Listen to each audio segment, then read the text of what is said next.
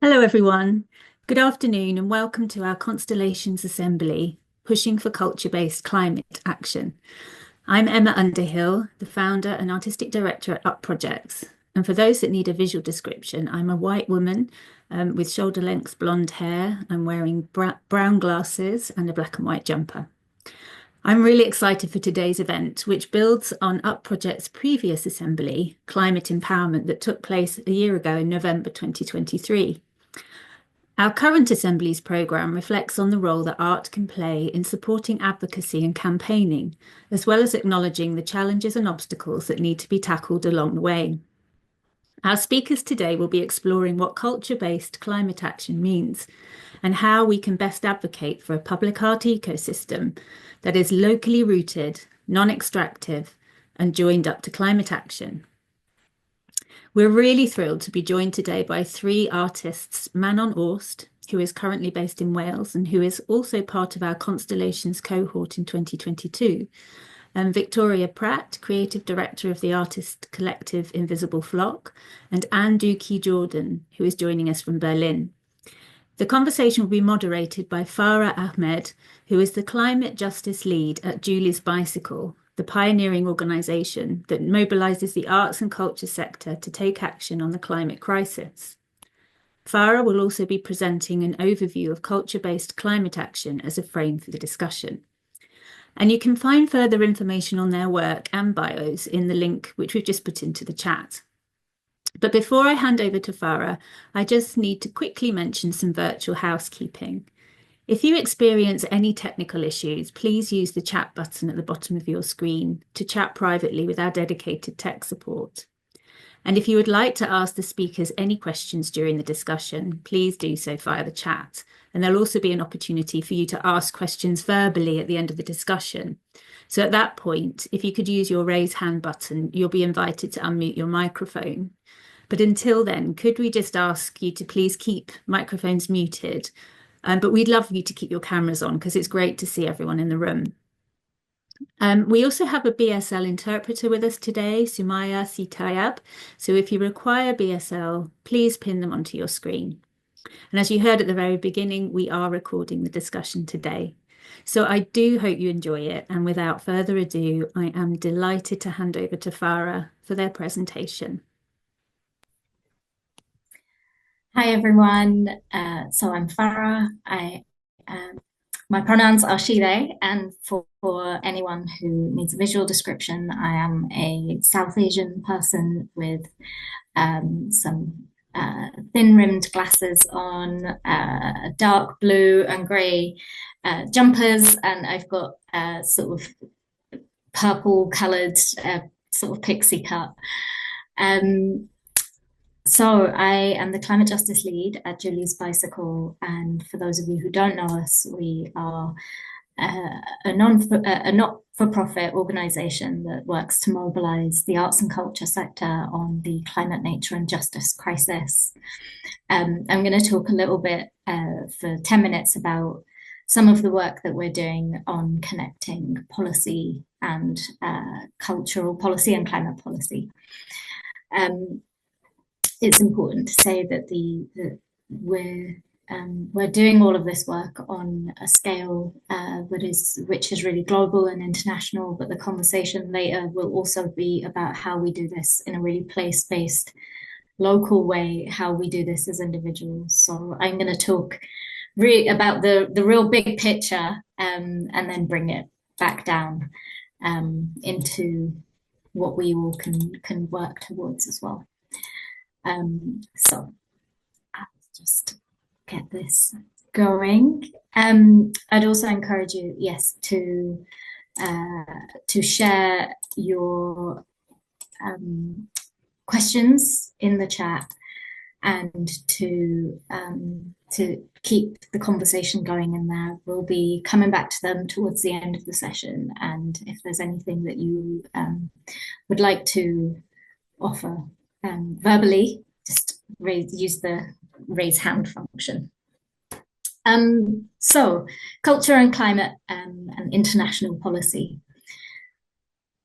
So Julie's Bicycle is really thinking about how the climate movement and the cultural movement work together.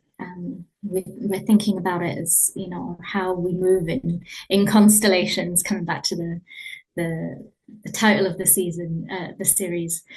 We're thinking about it as how we move together, how we work together to advance our shared political, social, or artistic ideas, but also thinking about this as something that's porous, that's shifting and changing, that's sometimes hard to define, but that is ultimately about how we share our values and how we work together in one direction. And the reason why we're doing this work, and the reason why we're trying to connect cultural and climate policy, is because, firstly, culture, and we mean that in the very broadest sense of the word, heritage, arts, and the creative industries have never been acknowledged within the UNFCCC. So that is the UN's climate body, basically, except as accords. So these are voluntary commitments. They are part of the UNFCCC's communications work, so they're not directly about policy. So there's an entertainment accord, there is a fashion accord. These are things that organizations can sign up to, institutions can sign up to, but it doesn't directly impact the policy work that happens. And this is really critical because if we don't think about climate action as being about how people live, how they feel, about what's meaningful to them, we will fail. And this is central to what Julie's Bicycle's mission is really about. We have to think about our cultural values, and we have to think about how we put that into action. So we did this piece of research ahead of COP26, which happened in Glasgow a few years ago, and we did this in collaboration with the British Council, and we were really looking at whether or not cultural policy around the world is in alignment with the goals of the Paris Climate Agreement, and we found that it basically is not there in the cultural policies of countries all over the world. I think there was only one which had any record that work isn't happening. It means that it's not explicitly aligned, it's not explicitly expressed, and that there is a lot of work to be done in making those connections really visible and really central to both climate and cultural policy. And it shouldn't be an uphill battle because most of the priorities of what we're working towards are in alignment. So when we're talking about climate action, we're talking also about inclusion. We are talking about cultural rights and cultural heritage. We are talking about place. We are talking about creative economies. We are talking about access to culture and cultural infrastructure and civic transformation. So these are things that we can connect on and that we can see as being mutually beneficial in culture and climate. And again, it is all about making those links really explicit and making them meaningful to our audiences and to policymakers as well. So I'll talk a little bit in a second about what our director, Alison, is up to at COP at this very moment. So we are really working towards the inclusion of culture in the COP process. So, that's a repeated slide. So over COP26 and COP27, we worked really hard on building the foundations for this. So leading on from the research work on cultural policy, we partnered with the Climate Heritage Network and many others to work on building all of this bit by bit into the policy decisions that are made on this global scale. So some of the wins from COP27 were that loss and damage was finally acknowledged in the decisions that happened. That wasn't us, that was it's a whole coalition of movements that have been working for years and years on this. It's a real win for the climate justice movement. And in terms of cultural heritage, the wording around cultural heritage was included in the cover decision and in the global goal for adaptation. So the thing that I have learned about COP over the last couple of years is that every single tiny word makes a huge difference. The inclusion of cultural heritage means that there's a door open for us to bring in so much more. And it is also a door for us to access funding, to access spaces, to access the people in power that we need to be speaking to. So every single tiny word, every phrase that references cultural heritage, as small as it might seem to the outside eye, is super important. Last year at COP28, which was held in Dubai, we launched the Group of Friends of Culture-Based Climate Action. UN acronyms and titles for things are a little bit intense sometimes. What is a group of friends? It is basically a group of ministers of culture from all around the world.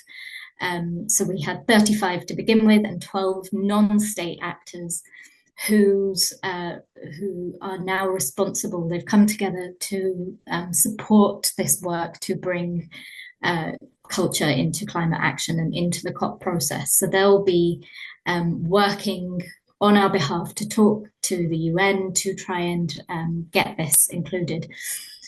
So the co-chairs are the culture minister from the UAE, Sultan Al Qasimi, and the culture minister of Brazil, Margareth Menezes, where COP will be held next year.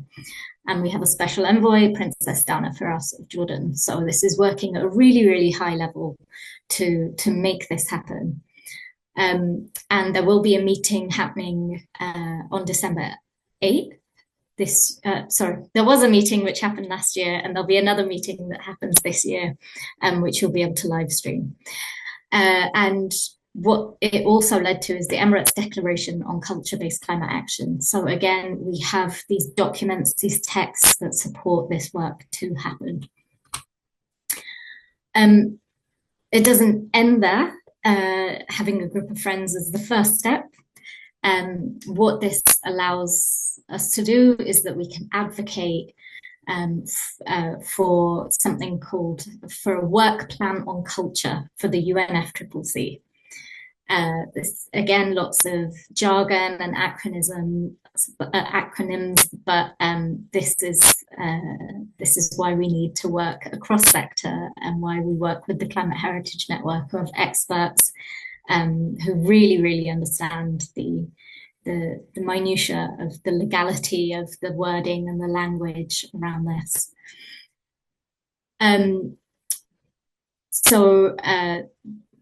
The mechanism that we need to do this through is called a joint work decision, and that launches a consultation which lasts maybe a year or two. So then a work plan is drafted, and this all has to be supported by the ministerial group of friends. We have also had endorsements at the G7 and the G20. So there's a real political movement and shift towards the recognition of culture in climate policy on a really high level. And we are also supported from within the UNFCCC from the entertainment and culture group that they support as well. And it's not all things that are happening in the realm of ministers and politicians and negotiators. We have also this public campaign, this call to action to put culture at the heart of climate action. And this was launched last year, and anyone can sign this. So it's about also showing that there's a real public shift, that this work is happening, and this also will go on to support the work plan development, so we can use the this groundswell of action that is happening all over the world is proof of concept, really, of proof that this is really needed, as proof that this is useful, that this is how people are really engaging with climate action, and in a locally led way, that the arts and culture are shaping, designing new thinking, designing neighborhoods, designing community interaction, and that we're really leading the way. So please go ahead onto climateheritage.org/JWD and add your name. I'll end this there. So this is what our director is currently in Baku, in Azerbaijan, advocating for at COP29. It's constantly shifting and changing. What I showed you might have changed by the end of the day. I'll get a phone call to say, we've got this wording in here, and then we shift and adapt. But that's all happening, and it really shows the dynamism of what's going on that scale. But I want to bring it back to the here and now, and the people who are in this space with us as well, who are all working on different scales and across different spaces, and really want to celebrate this work, and to share the movement that is happening, which is not something that is made up by ministers, but it's made up by the artists, the organizations, and the people who are in this call. So I'm going to give everyone an opportunity to introduce themselves first. I'm going to start with Manon, and then we'll carry on. Hi, thank you for welcoming me here today. I'm Manon Awst, pronouns she, her, and I'm a white woman with short red hair, wearing a dark top against a green landscape. So I'm an artist based up in northwest Wales, and I have a sculptural and research practice exploring how artworks can successfully stick to sites ecologically and culturally. I've become increasingly critical of the materials I use for my own work. So starting to look at what's close to hand and what's underfoot. And that led me to work with local peatlands. And I've been doing that for the past 2 or 3 years. And it's just incredible, because peatlands are kind of subtle, quiet landscapes, so different from the coastlines and mountains that we usually associate with Wales. But the closer I look, the more there is to learn, and it's just fascinating. So I hope to be able to share some of my peatland work with you today. Fantastic, thank you, Manon. We'll go to Duk Hee to introduce themselves. Hi, thank you for having me. I'm Duk Hee. You can call me whatever you want, so I'm not going by any precise pronouns. I don't care about that. And I work as a visual artist in outside in the space, inside the space, and I'm trying to also to collide and to see how I can give something back to this planet instead of just always taking it, especially when it comes to art, because art, I think, is not very sustainable in a way how we see it and how we also engage with it. Thanks. Thank you. And finally, Victoria. I am Victoria Pratt. My pronouns are she, her. Visually, I am a white woman. I've got medium length red hair. I'm wearing a salmon pink jumper in front of a pink drawing board.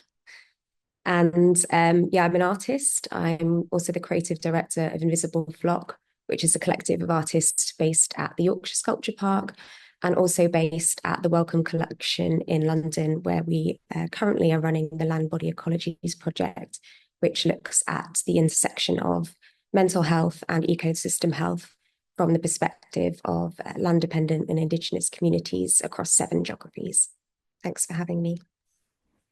Thank you so much. I'm going to start with you all kind of work in this way that is about supporting communities in places, in specific place. So I want to ask you how you support resilience in a really long-term way, how you support adaptation to climate impacts in a way that's just and inclusive and reparative, and how that work extends beyond the human community and into the more than human that you're working with. I wonder if we start with Victoria. Yeah, thanks. I think through Invisible Flocks work, but maybe I can talk a bit about land body ecologies as an example of this. So this project, Land Body Ecologies, it's a collective of 35 individuals spread across 7 geographies. And we were lucky enough to be awarded a thing called the Hub Award, which is a big health grant from the Wellcome Trust here in London. And traditionally that grant goes to a UK-based organisation to be located in London, in the hub, to research something around health. And what we proposed back as part of applying for this award was that we wanted to use a decentralised structure for this grant. So it was separating out the funds across the 7 geographies to our partners, where everyone was financed equally, and that work was led by those communities on the ground. So although we were all exploring this this concept together of mental health and ecosystem health, it was very much driven by individual agendas, concerns, objectives. And then as a very multidisciplinary team, we then worked across each other's skills to try and help each other achieve what needed to be achieved. And I guess in terms of that work is human focused, it is also non-human focused. It's looking at the dual traumas of the human body and also other species and the land as a body. And just to show one quick example of that, so one of our hubs is based in Sapmi, so with the Sami community, with an artist there called Yeni Lati, who leads that project hub for us. And one of the outcomes of the work that she has designed around mental health is a project called Voyage. So I think Jack had just got an image on the screen, if that's okay to show. So I can talk about it. So basically she spent, it's a 3-year grant we've been working on. It's extending in beyond this grant period, but she spent the 2-3 years understanding the mental health effects for her community who live along the Dietny River in Sapmi, which is a border river between Finland and Norway and reaches out to the Barents Sea. And culture, obviously, to us, I guess, is really integral to understanding expressions of climate health, land trauma, but it's not that obvious currently in a health space. So a lot of what we've been doing is using cultural interventions and cultural actions and then artworks to emphasize the importance of culture in understanding the health impacts of the environmental and climate crisis.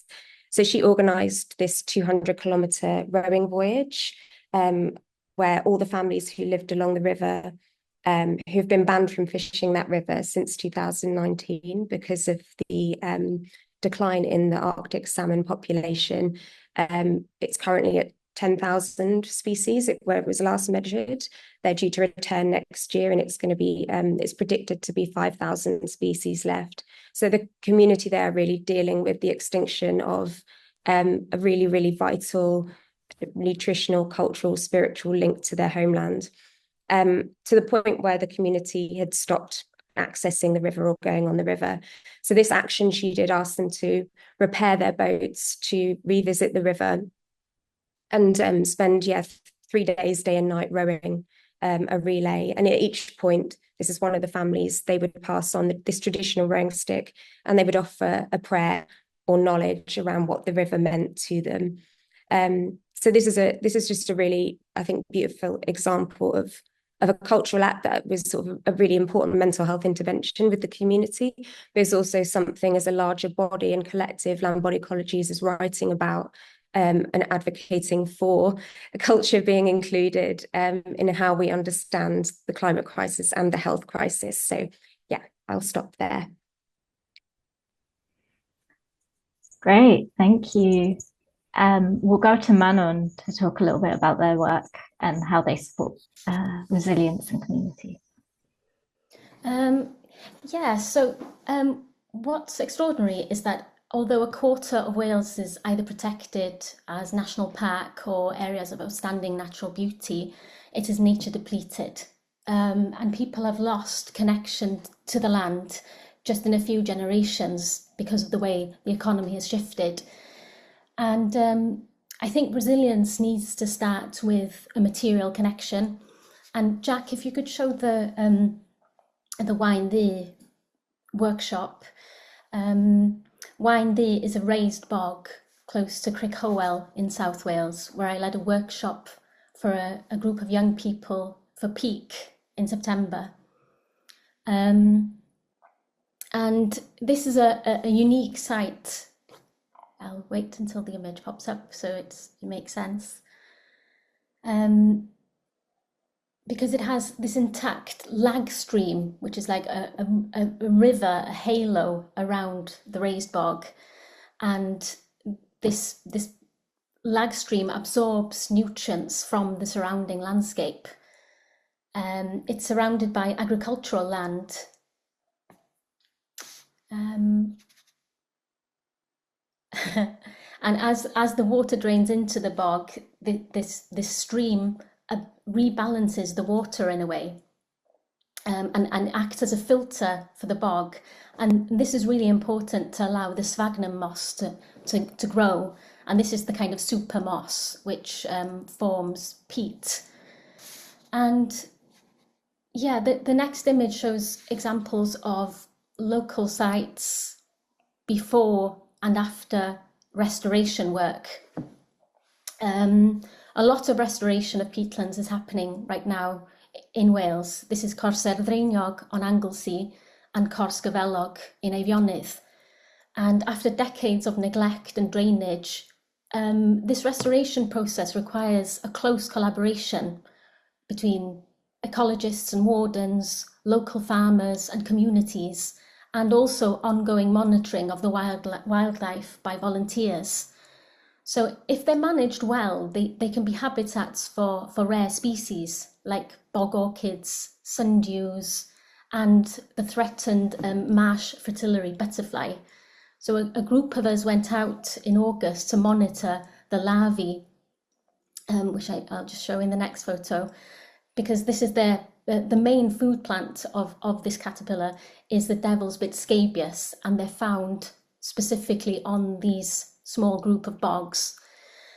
But with peatlands, the most extraordinary thing, as well as this richness of wildlife, is that they're the most efficient carbon stores we have. So although peat only covers 4% of land area in Wales, it stores 1/3 of total soil carbon, which is extraordinary. And if you move to the next image, they're liminal spaces between water and land. And they're spaces where, well, they're examples of successful coexistence between humans and more than humans. So they're kind of mutual communities. But it's this really fine balance that allow them to thrive. So I guess the challenge is to get our senses acquainted to this balance in order to create resilience in the long run. And so for me, with my projects, I've been looking at the sticky bonds that are there and kind of treading lightly to try and bring them out and communicating them, providing, I guess, just a little bit of encouragement and recognizing what's already there. So I'll stop there. Great, thank you. And Duk Hee, if you want to share a little bit about your work. Yeah, I mean, if it comes to resilience, which is created in terms of communities and land, humans, non-humans. I think it's rather that we have to look beyond this whole topic, or like open up and creating a framework where what I already said, we can give something back to the planet instead of just like taking everything, because as mentioned before, that we as people, as humans, and where we live, is it like also just like a society of economy and a society of indigenous communities?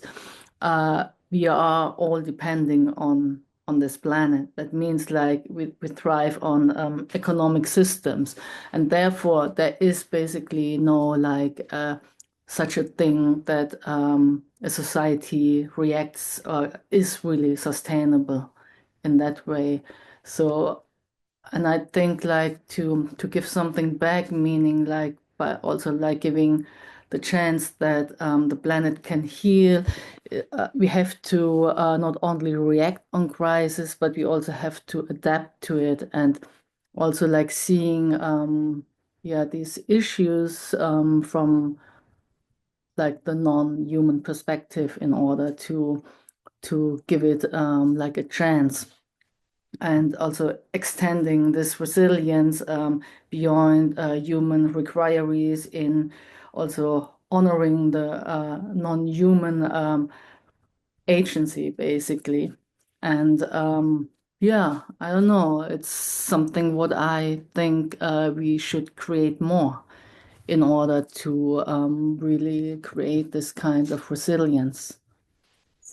Amazing, thank you. And you've touched on some of what I want to ask next is, what are the guiding principles that you use for working in a community, whether that means geographically or across species, so that we don't end up replicating the same extractive systems, the sort of colonial thinking, the human-centric thinking, the idea that we can take without giving back. So what are the ways that you work in order to make sure that the work you do is reparative and regenerative? I mean, if I work in the field, I work in different kind of fields, but I think everything is like, for me at least, like makes sense, because my work is building upon each other. So it's a circle of like ecology, so without interruptions, because this is what ecology does. It's a circle without interruptions, and so I see my work. But somehow these works can go like different paths, especially the work I do like in the public art field. This is like where I can give something back. So this is always where I'm trying to also like see where are like these troubled fields of like a troubled forest, where like these ecosystem is highly diseased by certain organisms. But we also like have to think, it comes from us, because it's not from the trees or from the mycelium or for any bacteria and parasites, because this is also like where economic comes into the field, where we grow monocultures in order to thrive economic, and then it falls back to us basically, and then we are like screaming, oh fuck, we are fucked basically. So for instance, I did this project also together with Pauline Dutrelwinje in Sweden, which was funded by Staten Konstrat in Sweden and the Baltic Art Center in Gotland. And this was basically an installation which zoomed into the symbiotic ecosystem of this troubled area, and it was diseased by the elm tree beetle. So we all know what it happens. The disease cuts off the water stream, which goes into the trees, and they die basically. And what they are trying to do is like they, yeah, chop off the trees. They hand glyphosate into it, and they're trying to rescue in this way this forest. But it's very difficult to basically restore this kind of landscape. And I looked into it and I thought, okay, I can give something back. So the dead wood is like for a swampy area, it's like one of the most important things. And I went to this storage where all the dead trees were, and I took them out one by one. I debarked it. I had to burn the whole bark and had to clean it up. And I chopped it open, and it was like basically a table. And I placed it in the forest back where this whole pattern was laid out as the bark beetle would do it. And I planted again like the soil into it, and everything which was like growing close by could reseed into this tree barks, and it became like ecological circle back. And at the same time, I used this whole setup also as to make like a film about this area of where like the insects and the worms and the bacteria, mushrooms basically live. And it was based upon this film, La Grande Bouffe. I don't know, the big, I don't know, the German, the English name. Uh,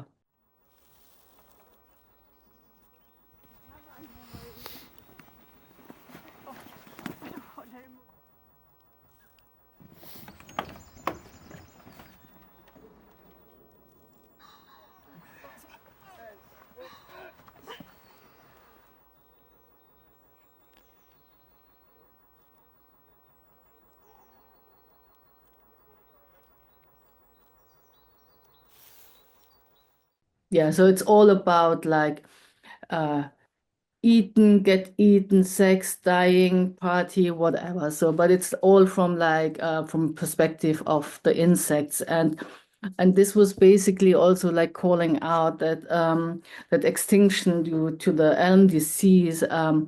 It's also like yeah, based upon us human beings, and that this way of like giving something back was the only way how I could deal with it. And this is like what I'm doing, or what I'm trying to do when I work in the public art fields. And then if I work in a white cube museum space, I use different techniques. So I use the narration, the storytelling, because we need new stories in order to also build a new world building, in order to change our thinking and not stay where we are and what's happening. So this is like yeah, parallel ways I go with the public art and the more institutional way.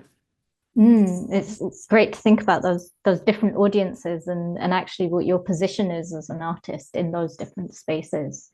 And I wonder, Manon and Victoria, when you're working with the audiences that you work, how do you make sure you're not also sort of coming in and replicating those same systems? Victoria, you do a lot of work across different continents, and Manon working in these really rural spaces in Wales. Yeah, I think it's something you have to constantly be aware of and talk about. So, I mean, we're constantly talking about each other's worldviews, our positionality, our philosophies, why we do what we do. And I guess on a personal level, I'm always asking, have I been invited? How do I know I've been invited? Am I useful?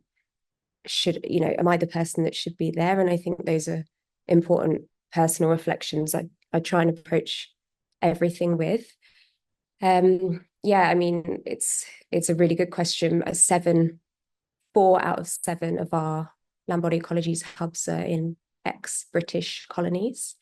And you can see a lot of the colonial legacies that have impacted the situation that the communities now live in. So a lot of them were evicted from their ancestral forests because big kind of conservation national parks were set up by international actors, including here in the UK.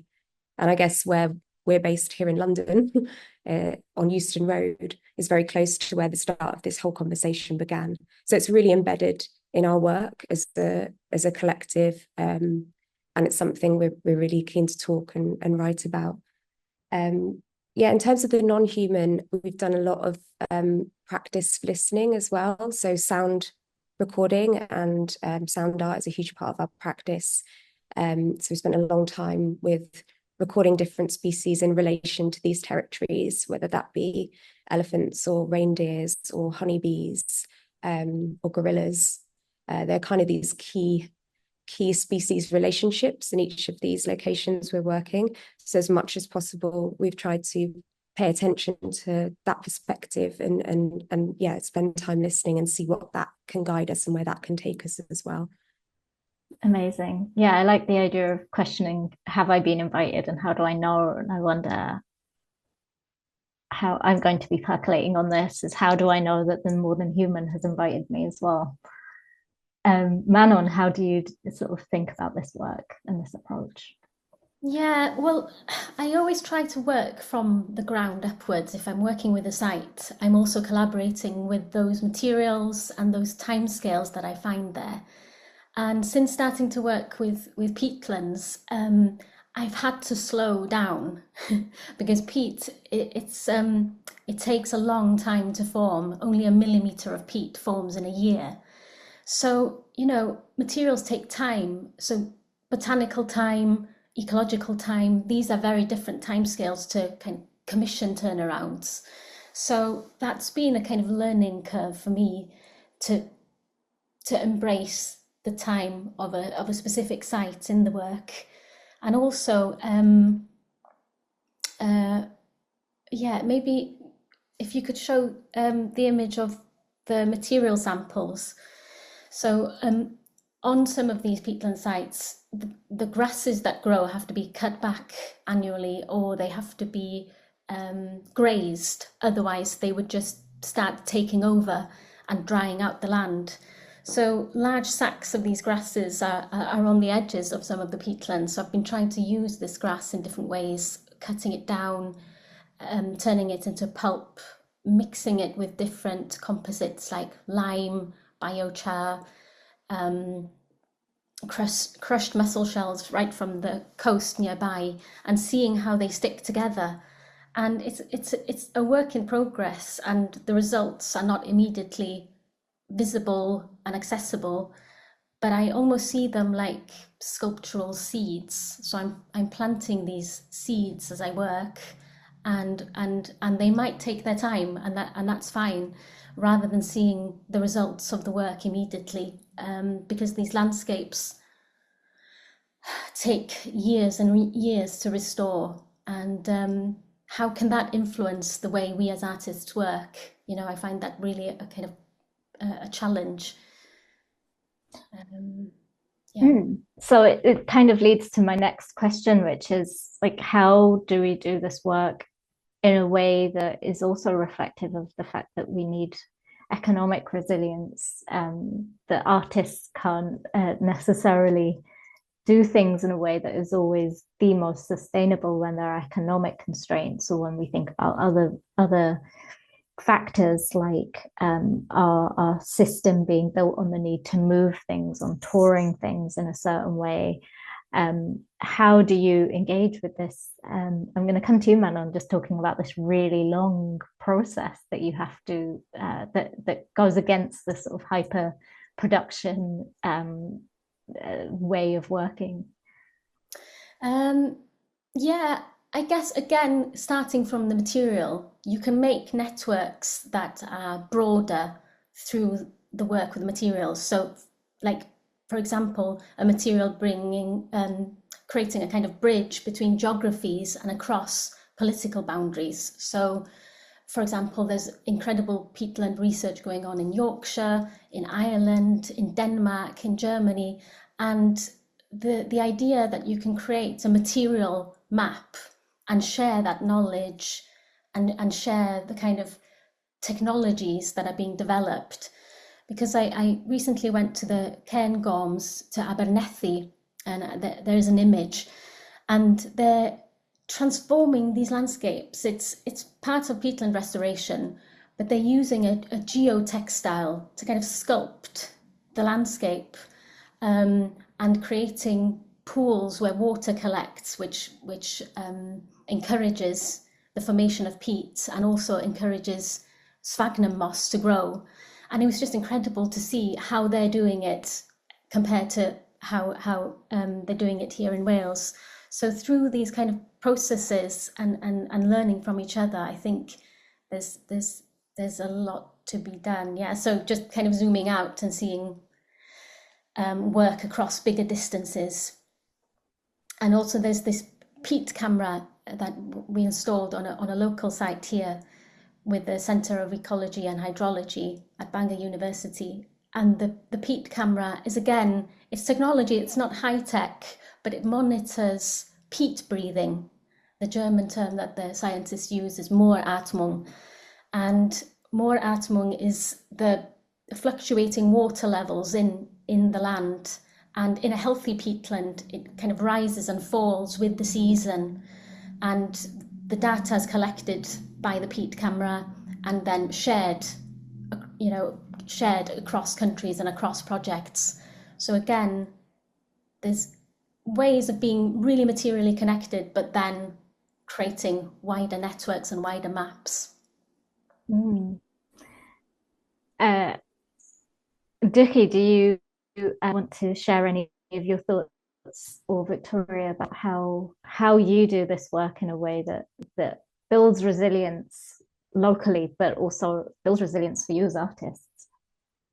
Yeah, I think like it's it should be more based in where you actually live, instead of like constantly traveling around.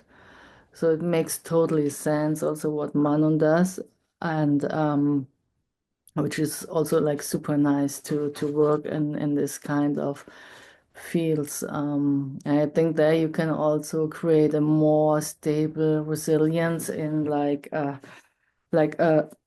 locally rooted, instead of like always like traveling around, because this is also like against everything what we are talking about, right? And yeah, so me, I'm trying the best to do so, but it's always in that case the others who want me to come to do something in like different places. And what I'm trying to do is also like to do it from here, from the studio, in order to get like floor plans or plans from the area, in then I can think of like how to locally produce in the best way, so it's like it makes sense in the economic way, so and then I think like artists can engage like with local issues when they do like more the mobile and adaptable frameworks within what they do in each environment. We've been working with the Arts Council in Denmark and in Norway as well, and with Arts Council England to explore new ways of thinking about how we tour and move art in a way that isn't necessarily about always flying a whole production across the world and then going to somewhere else and then going to somewhere else and then coming back and doing it in this way. But unfortunately, this is how so much of the funding structures work, and so much how these systems work. And Victoria, I wonder if there's anything that you want to add to that. Yeah, it's it's a constant, I would say, a negotiation of priorities, of your priorities, but your partner's priorities. So again, a lot of the places we work, the kind of larger global statements around kind of carbon capture, measuring CO2, conservation have ended in real violence for those very hyper local communities where the kind of downstream impacts of that for them are not seen, or they feel are not seen.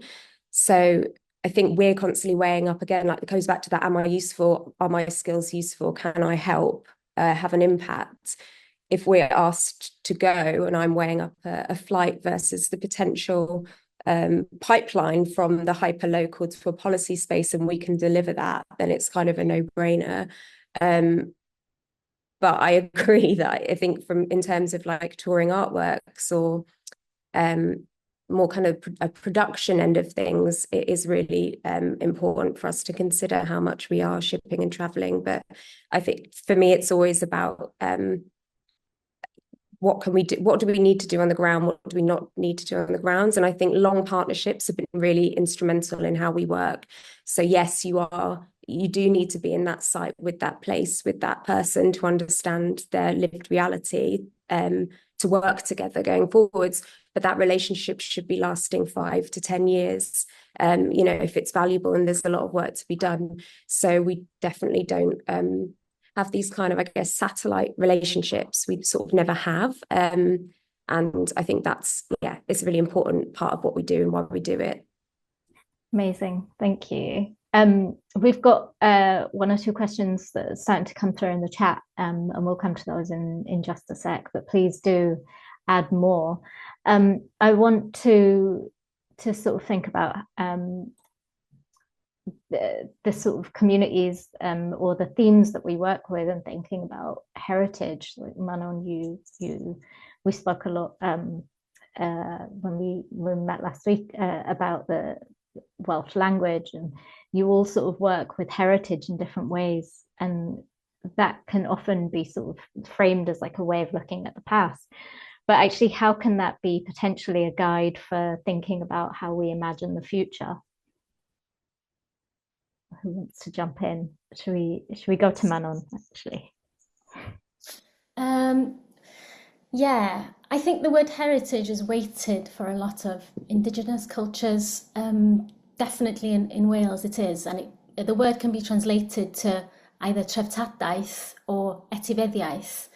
And the heritage has been shaped politically across many generations, which has led to fragility of landscape, language, livelihoods, and ecologies. But I think that from this fragility, there's a certain strength and robustness and a determination that's also emerged from that. And I love what Anat Singh writes, precarity is a condition of our time. And I really see that fragility and precarity, we shouldn't shy away from it. They're keys almost to grasping and shaping how we move forwards, because we know these landscapes are fragile, these habitats are fragile, and they're habitats for people as well as wildlife, the more than human. So I agree with what was said earlier, that this kind of extractive, broad brush solution that ignores long-standing tradition and intimate connections that come from this Indigenous understanding, that just won't work. So we do need to find different ways of listening and kind of fine-tuning to places in order to make a difference in the transformation process.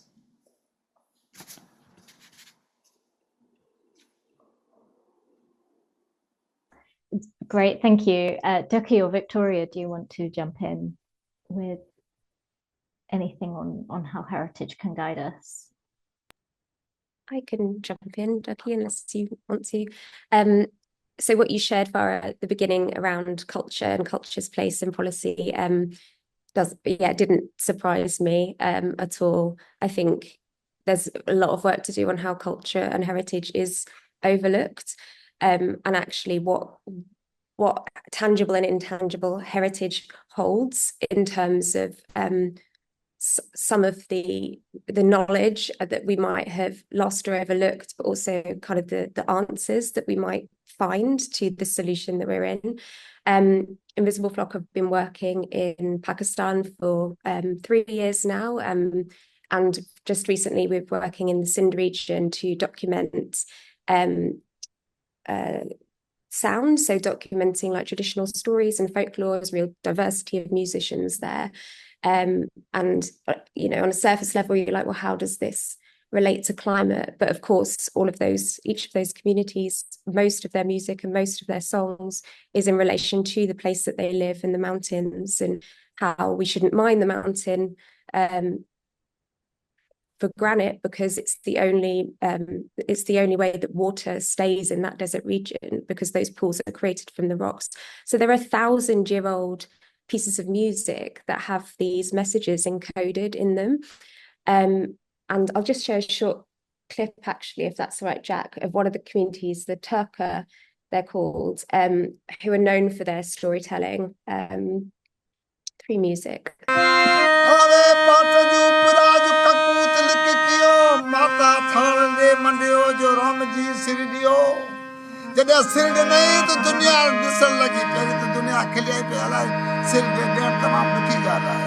They all have storytelling roles and have done for like hundreds of years. And a lot of those songs will list every plant species that grows around the mountain there, every bird. There's a really lovely line around a welcome song that's I invite you as a human, but I will also invite you as a bird. So again, like encoded in all these traditions, some really important like ecological information, but also messages. And yeah, this tribe said to us, you know, that there's the 1,000-year-old story about the mountain has been telling us the answer to the climate crisis all along. It's just at some point we stopped telling it, or some point people stopped listening to it. So yeah, I think it is about looking back, but it's actually looking at like what's carried forwards and who's carrying it forward, and listening to these different perspectives from different places. Duk Hee, do you want to add anything onto that before we go into the audience question? Yeah, this question is a hard one. When I received that prompts beforehand, I was like thinking, wow, okay. And therefore, because it was really like I did not think about that, but yeah, so to use heritage as to guide new futures in a way. So I wrote something down when I thought about it, and that is like that heritage can serve basically as both as map and a memory in a way, and that it provides grounding in cultural and ecological history, which basically can help artists and non-artists also to shape and to imagine futures, which respects basically lessons and the loss of the past. And basically by acknowledging and integrating these principles where the heritage is embedded, means such as like a collective stewardship, respect for natural cycles. It would also mean to basically honoring ancestral futures, and that knowledge can basically shape futures or new futures, which can be envisioned in a way that it sustain rather than to destroy. Thank you. Yeah, I think you know, that knowledge has, as you've also said, has always been there. We've survived as a species for tens of thousands of years. You know, the issues only come about in the last few centuries, so it's pretty clear it's not humanity as a concept that is the problem, but it's the way that we approach systems. We have a question from Bridget in the chat. So in Culture Declares, we're exploring how response to the emergency has to be increasingly about safety and survival in the face of impacts, in acceptance of the breached planetary boundaries. The current trajectory is for 3 degrees Celsius of warming, which will leave no refuge for biodiversity. The climate movement is starting to shift in this direction of survival ecology and islands of sanity. Do you feel public and participatory art has a role in this? And if so, where does its potential lie? So really thinking about the fact that we are going to see impacts. It's not necessarily about mitigating the amount of carbon that goes into the atmosphere. That has to happen, but it's also about adapting to the impacts we're already seeing. It's about knowing that it's not necessarily going to be a 1.5 degrees Celsius future. So what is the role that we can play in that? Who wants to jump in first?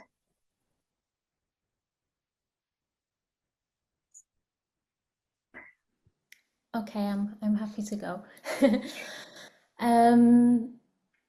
Yeah, I mean, I think because the scale of the climate crisis and the ecological crisis is so overwhelming, I think that the rootedness can create pathways. So, for example, with the peatland work, the restoration does create pockets of carbon stores, and there's really contested sites. You know, what are we going to do with this? Is there the money there to do the restoration work? And then there's kind of schemes coming from the other side saying, oh my God, these vast areas of landscape are the perfect sites for wind farms. So let's pack this ground with wind farms, which is a good thing, but not on peatlands, because all of the restoration work would be destroyed in an instant. So I think kind of having people rooting themselves in their local environment and getting to know their local environment, whether not necessarily rural, it might be, you know, your cycle route to work along the river, or your local park or a forest or a landfill site. It's about that reconnection that makes people care and that makes people passionate and willing to fight for it. I don't know if that answers any part of the question, but that's Thank you, Manon. where the role of art and community engagement can come in. Thank you. There are a couple of examples that I can share from organisations in different places. So in the UK, in Birmingham, Civic Square have been working on a sort of a plan around what a 3 degree Celsius neighbourhood looks like. So what does it mean for the community? What does it mean for the local ecology? And how do you build a neighbourhood with that in mind? And how do we start thinking about that now? So how do we adapt our spaces? How do we adapt our homes in a way that isn't just about the impacts that we're seeing today, but really thinking about what that means in decades' time? And in Australia, Melbourne Arts House did a whole program called Refuge, where the organization worked with artists to essentially trial what disaster relief for different kinds of natural disasters would look like when we think about the creative response in collaboration with artists. So like how could an artist design a response in collaboration with the local emergency relief services to respond to wildfires, to respond to floods, to respond to all of these different things that Australia is already seeing. So there's lots of ways that we can think about participatory art as a practice and a way of practicing responses as well, in a really tangible way. And thank you for Jack putting those links in the chat. Victoria or Duk Hee, do you have anything that you want to include on that before we go on to some other questions? No, great. I'll move on to a question from Viv. Is heritage equally as harmful as it may be helpful? Right this minute, I'm looking out over Dartmoor, where a vast pall of smoke is rising from the traditional burning of the moor to encourage habitat for game birds. Does anyone want to? I think this is such a fascinating question. I work with a lot of different communities who use fire and burning as a practice, as in terms of how it revives the soil and how it's interpreted or misinterpreted depending on the context. Yeah, I guess it's who is deciding what the harm is always in these conversations, because depending on what perspective you're looking at it, yeah, using fire to burn and revive soils is a really ancient practice and is yeah, good for soil health, biodiversity. I guess the mass burning that we see in terms of large scale monoculture is what is the bad practice. So I don't have a direct answer to that example, but I think, yeah, it's all trying to understand why these practices happen, or these traditional practices happen from many different perspectives, is how I tend to try and approach it. Yeah, this is something that we saw again when I was in Australia last year. We did a creative climate leadership program. I can see a few alumni from our UK cohorts in the chat, but we met with some Indigenous locals who do practice traditional fire rituals to manage and mitigate wildfires. So there was a real deep knowledge of how that works that went into it. But also because that knowledge hadn't been used, and the government had sort of been trying to manage things in a way where they don't use fire, where fire is seen as the enemy, that they realized that they were kind of inadvertently making it worse. So we're bringing in these Indigenous practitioners who had all of these, like, you know, centuries of knowledge of how to do that in a way that is safe and where you can work with the fire instead of kind of against it or seeing it as an enemy. And I think we have to think about everything in that way. There is nothing that exists in nature that is inherently a bad thing. You know, things can be useful and things can be unhelpful, but it depends on how the knowledge that we have of it. Should we go on to another one? So a final sort of question from Keravi. How difficult is it to work with government agencies as an artist, and how you do or combat if there is backlash from government bodies or hierarchies?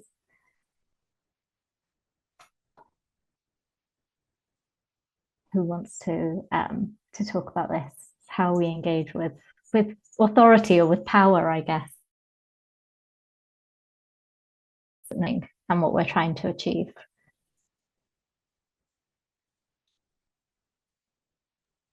I can maybe jump in. Again, I guess it depends on the government you're working. This sounds really obvious. Sorry, the government you're working with. I've had some really good examples. So let's use Kenya as an example. Some really good experiences on a project that was attempting to take a really busy street in central Nairobi and make it residential. So it was a project with 10 local artists where we did interventions on that street and worked with local planners to eventually change that street into a residential area. And that was a really successful example and good relationships with the government. I worked there with the Ogiek community, Indigenous community, who are 2 hours outside of Nairobi, who have a relationship with the government, but have been granted by the High African Court that they should be given their land back. It's like a landmark case. It's worth looking up. So they're one of the first winning Indigenous organisations, certainly in the African region, to be said that, yeah, you should be, your forest should be returned to you and you should have reparations and you should be paid for it. But that process has been going on like over five years plus now, actually longer, since 2008. And you can win at the highest level, but the local government will find every loophole and possibility to not actually implement that on the ground. And that's incredibly frustrating for that team, you know, who have relationships with their local government. So I think there are these tiers of power, kind of, as you say, you know, Farah, you know, it's I think local government, that for me is where it's the implementation of local government is where it gets stuck quite often within our work. We can see that in a lot of the locations we work in, that I don't have time to give loads of examples right now. But I'd say it's relentless, frustrating, and yeah, long, but worth doing. You know, each like chipping away at a rock. You've got to kind of do it to get somewhere. So, thank you. Thanks for that insight, Victoria. We're just wrapping up, so I want to offer Duk Hee, Manon, and Victoria just 30 seconds each to sort of have any final words or anything you want to sort of share. Should we go to Duk Hee? I have nothing to share anymore, but I want to thank you all for being here. Thank you. Thank you, Duk Hee. Manon? I guess this kind of relates to the government thing. I think we talked about it in our preparation, that the Welsh Government does have the Wellbeing of Future Generations Act, which I think is one of its kind globally. And that has really helped to shape a few things and the way things are done here. So there's the Creative Nature partnership between the Arts Council of Wales and Natural Resources Wales. And that's led to Future Wales Fellowship and a group of artists. It's their fellowships to look at specific situations, but it's not outcome driven. It's about the networks and the learning, and artists are looking at transport, food production, upland farming methods, post-industrial transformation. So it's this kind of, you know, we're looking towards the future and trying to shape things for future generations. I think it's so essential to have something like that in place, and that we can feed in to this work and this ambition as creatives. So that's all I wanted to say, but thank you as well for being here. Thank you, Manon. And yeah, the Arts Council of Wales released their climate justice strategy for the arts yesterday. So that report you can find online. And Victoria, any sort of last words? Just to say thank you, but also for anyone who is really interested, please pay attention to the carbon credit situation at COP29 currently, the policy that was rushed through on day one. And if anyone's interested, please look up the Karen Pakinyao community in northern Thailand, where it's really horribly, that policy in particular is really horribly impacting them on the ground. So I just wanted to put that out there on their behalf as an example of the harms I'm kind of talking about. But thank you for having me, and it's been really a pleasure to be here and talk to you all. Thank you. And there are lots of climate justice advocates who are on the ground who are writing explainers, particularly about carbon credit schemes. I'll try and dig those out. Thank you all so much, Manon, Victoria, and Duk Hee. It was such a pleasure to chat to you. And thank you to Up Projects for having us. I'll hand back over to Emma. Oh, thank you. Thank you so much, Farah, Manon, Duk Hee and Victoria. I think it's so important for us to have these conversations, and I really want to thank you all for being so generous with your responses and offering us so much to learn from. And a huge thank you to our audience as well, and for all your brilliant questions, and apologies that they haven't all been answered.